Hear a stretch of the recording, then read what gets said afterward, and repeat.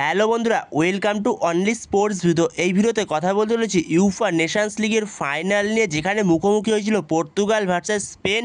তো সেই ম্যাচটা নিয়ে আলোচনা করব একটু। তো ভিডিওটি সবাই শেষ পর্যন্ত দেখতে থাকো, আর চ্যানেলে নতুন হয়ে থাকলে চ্যানেলটি সাবস্ক্রাইব করে পাশে থাকা বেল আইকনটি অন করে পাশে থেকো। তো সেখানে আবারও বলতে হয়, age is just a number. তো রোনাল্ডো সত্যি তার বয়সটা জাস্ট মাত্র একটা সংখ্যা।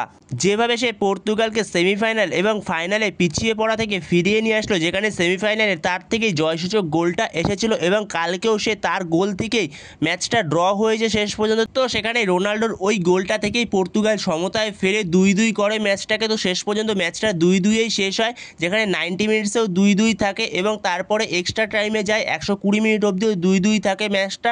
এরপরে ট্রাইবেকারে ম্যাচটা যায়, যেখানে ট্রাইবেকারে গিয়ে পর্তুগাল 5-3 গোলে ম্যাচটা জিতে যায়। তো অনবদ্য ডিয়েগো কস্টা, অনবদ্য।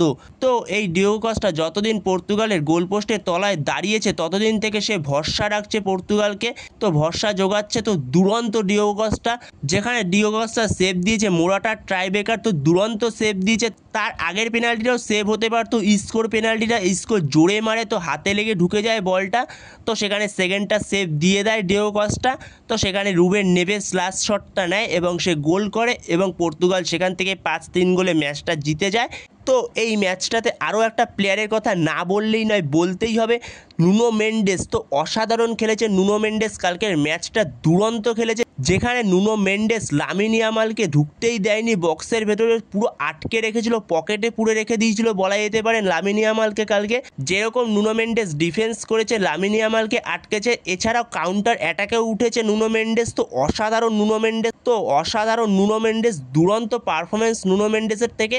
এছাড়াও মাঝমাঠে ভিটিনিয়া অসাধারণ ফুটবল খেলেছে, ভিটিনিয়া আলাদা লেভেলের ফুটবল খেলছে, যেখানে ভিটিনিয়া চ্যাম্পিয়ন্স লিগ ফাইনালে অনবদ্য খেললো, এছাড়াও নেশনস লিগ সেমিফাইনালেও দুরন্ত এবং কালকে ফাইনালে দুরন্ত পারফরমেন্স করেছে। এছাড়াও পর্তুগালের টিমও দারুণ পারফরমেন্স করেছে, যেখানে পুরো টিম গেম খেলেছে পর্তুগাল। তো দুরন্ত পারফরমেন্স ছিল পর্তুগালের, সেকেন্ড হাফে বিশেষ করে দুরন্ত খেলেছে পর্তুগাল। তো এই স্পেন এখন বলা যেতে পারে সবথেকে বেশি শক্তিশালী টিম বলা যেতে পারে, ইয়ং জেনারেশন নিয়ে যেইভাবে তারা এগোচ্ছে।